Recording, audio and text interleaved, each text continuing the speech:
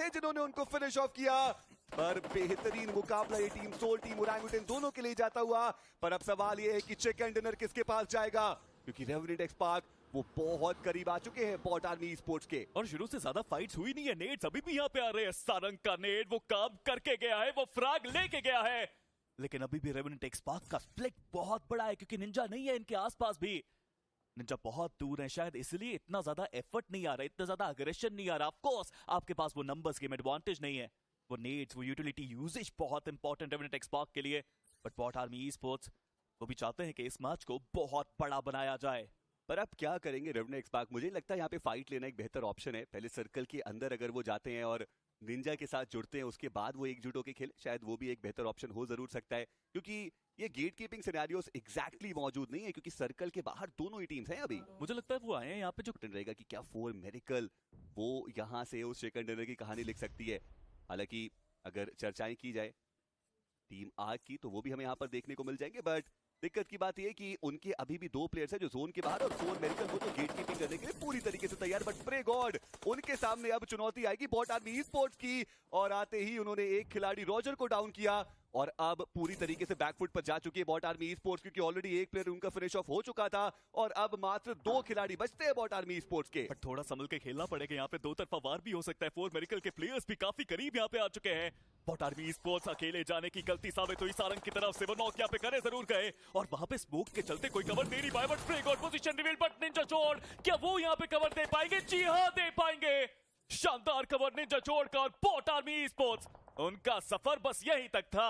और सबसे बढ़िया बात यह कि सारंग को वो जो रिवाइवल है वो भी मिल जाएगा। बट वहीं दूसरी तरफ फोर मेरिकल उनके 2 खिलाड़ी फिनिश ऑफ हो गए, उनके पास एडवांटेज था सबसे बड़ा, पर उसके बावजूद दिक्कतें उनकी बढ़ती हुई नजर आई है। अब देखना यह कि ड्रैगन और रीपर ये 2 खिलाड़ी क्या कुछ कमाल करके जा सकते हैं, और साथ ही साथ जो रिवाइवल है वो भी एग्जीक्यूट हो जाएगा रेवेनेंट एक्सपार्क के खेमे में।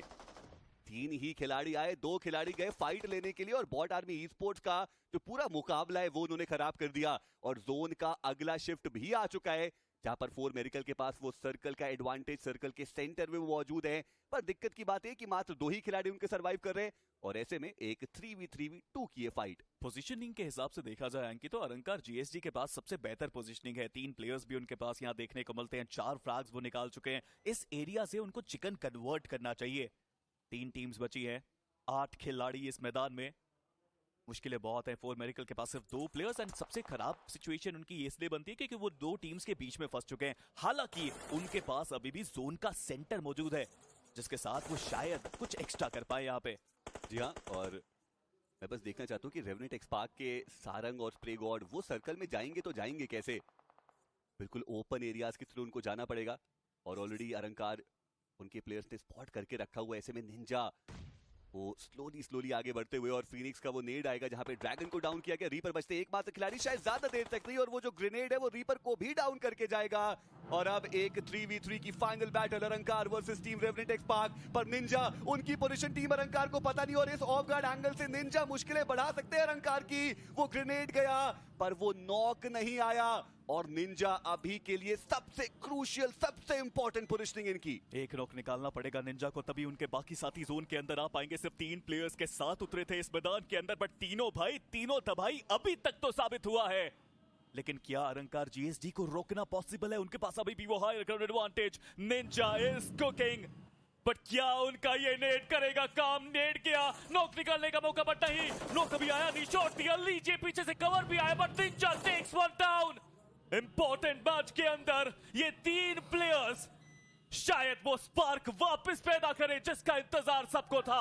और अलंकार की बात करें तो उनके 2 प्लेयर्स भी एक दूसरे से बहुत ज्यादा दूर हमें देखने को मिल रहे हैं। आइसोलेटेड अगर फाइट्स पकड़ते हैं तो रेवेनेंट एक्सपार्क उनसे चिकन डिनर कोई छीन ही नहीं सकता, क्योंकि आप एमी जॉर्ड को देखिए, वो एक दूसरे इलाके में देखने को मिल जाएंगे, और उनके पास तो वो हाइट का एडवांटेज भी नहीं है। मारी उनको स्पॉट किया गया, उनको भी डाउन किया गया। निंजा जॉर्ड एक बार फिर से ये खिलाड़ी अपनी वर्थ को प्रूव करता हुआ, और अब एमी जॉर्ड वो बचते एकमात्र खिलाड़ी, उनके सामने एक 1v3 की स्थिति है। और रेवेनेंट एक्सपार्क आप वो कॉन्फिडेंस देखिए, वो मोमेंटम देखिए, वो भी अब आगे बढ़ते हुए नजर आ रहे हैं, क्योंकि उनको भी पता है कि मैन एडवांटेज उनके पास।